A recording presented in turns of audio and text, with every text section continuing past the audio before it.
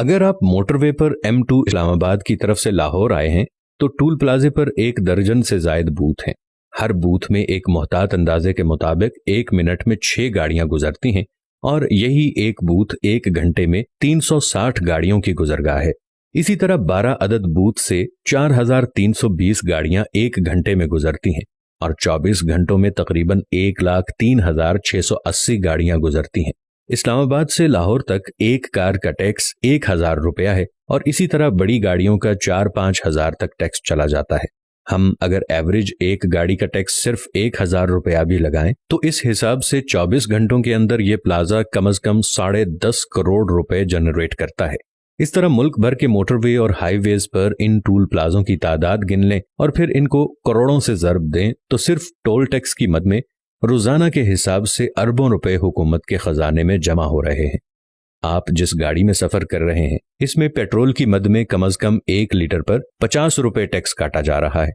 आप हिसाब करें कि रोजाना लाखों गैलन के हिसाब से जो पेट्रोल डीजल कंज्यूम हो रहा है इसका टैक्स भी रोजाना अरबों रुपए के हिसाब से हुकूमत के खजाने में जा रहा है।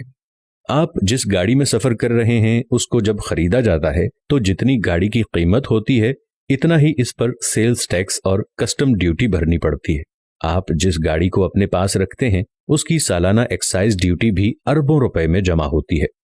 आपकी बिजली का बिल भी अगर 10,000 रुपए है तो असल बिजली की कीमत 3,000 निकालकर बकाया 7,000 रुपए टैक्स है जो माहाना हर कंज्यूमर से काटा जाता है और अरबों रुपया खजाने में जमा होता है। इसी तरह गैस के बिल पर भी इसी शरह से टैक्स लग रहा है और खजाने में जमा हो रहा है। आप एक मेडिकल स्टोर से 300 रुपए की दवाई खरीद रहे हैं। एक मोहतात अंदाजे के मुताबिक इस पर तकरीबन 40 से 50 रुपए तक सेल्स टैक्स है जो कि खजाने में जा रहा है।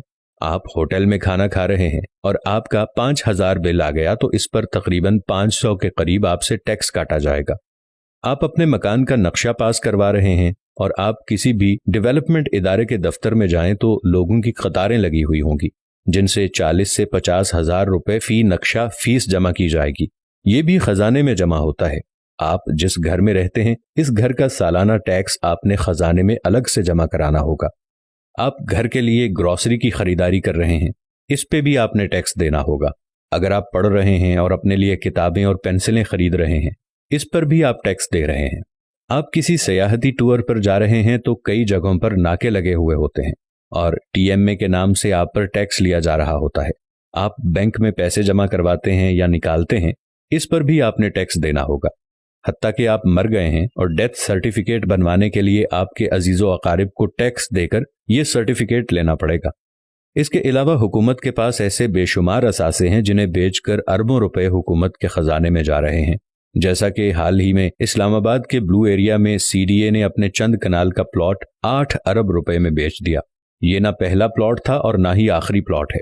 मैं नहीं समझता कि मेरे पास अगर चंद मरले का कमर्शियल प्लॉट होता तो उस एक प्लॉट से मेरी जिंदगी शानदार गुजरती, बल्कि मेरी आने वाली नस्ल भी उससे भरपूर इस्तेफादा करती है।